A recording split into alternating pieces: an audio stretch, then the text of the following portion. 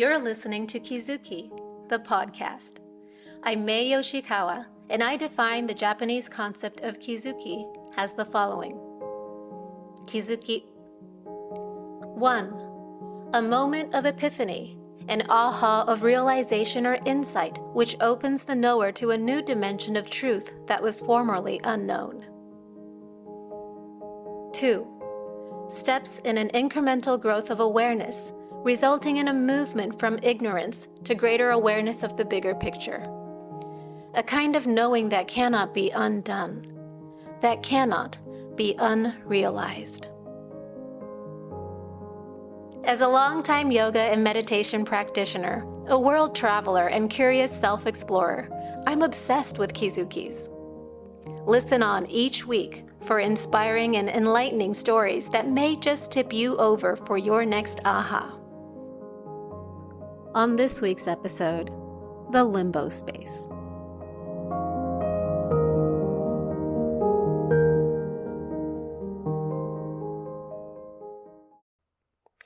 I had a question on my Instagram stories this week, and it was in Japanese, but it read something like this. My current situation has me stuck, and I can't seem to move about or make any progress. What shall I possibly begin with? And my answer to this question is, well, there's nothing to do. Because, like you said, you can't seem to do anything, make any progress, or make any difference. And sometimes the realization is that it's not time to bust a move. It's just time to be, not do. And as I started upon this response to her, like a tidal wave of remembrance, I know, I get it, that this is much easier said than done. I remember the first year after the sudden loss of my husband, where I literally felt like I was stuck in limbo space. Neither dead nor fully alive, not here nor there. I just felt like I was up in the air and I had no clue when, where, or how I would land, or whether I would land again at all. My therapist at the time was concerned with my explaining how I felt as being in limbo space. Naturally, because she was professional at handling cases of such deep grief and was aware of how unplugged I felt from my existence. Now, years have passed since then, and I find myself in yet another kind of limbo space with a project that's really close to my heart, that's departed, but not yet arrived, neither here nor there. And while I know in my head that nothing has gone wrong, and maybe even that there's nothing to do, like this friend who asked a question on my Instagram stories, I very much understand the sense of, well, what am I supposed to do? What can I do? Where do I begin with such a situation? And how it feels like a swing and a miss to say, oh, well, maybe there's nothing to do. Maybe it's time to just be.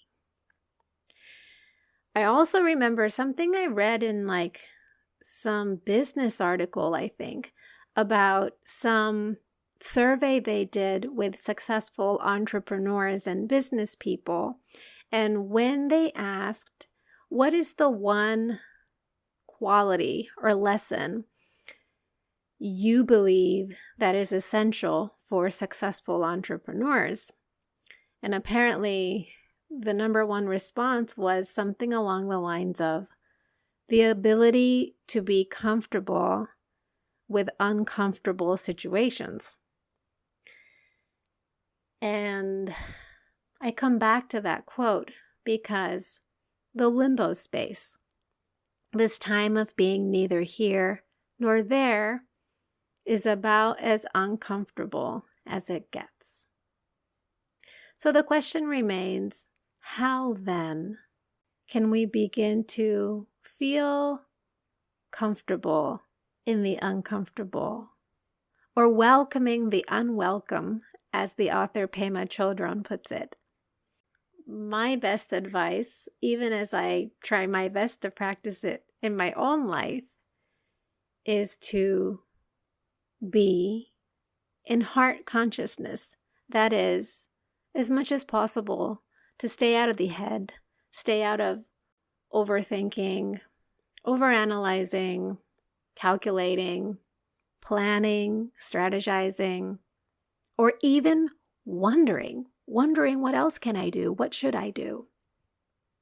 It's a tough one for us modern day people because we're all so addicted to thinking and overanalyzing and overthinking. But to relax into the heart and just be. Just be.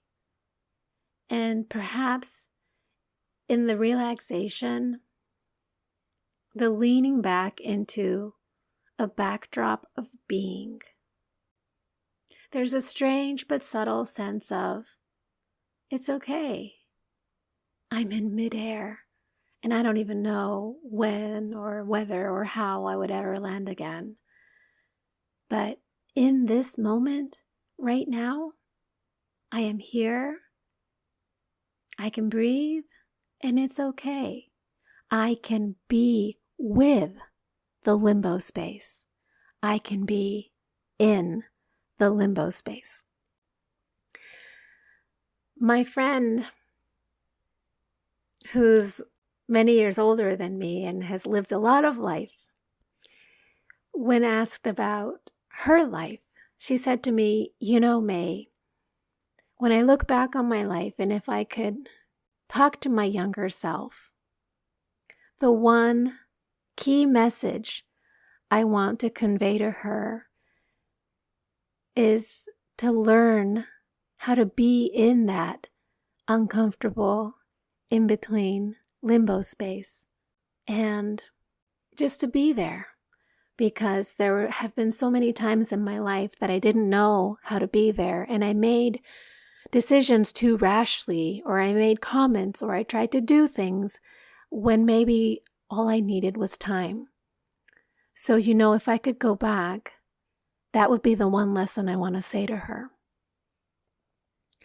So today, we get to take the lesson, how to be in limbo space. There's no how to be. There's nothing to do. There's nothing wrong you can do or not do.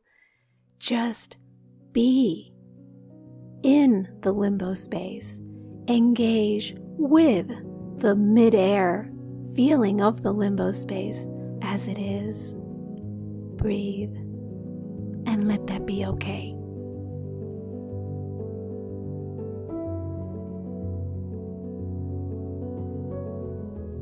Thank you for listening. Learn more about me in my upcoming book, Kizuki, Realizations Beyond Time and Death, at my website, maey.live, or find me on Instagram at maeyoshiKawa.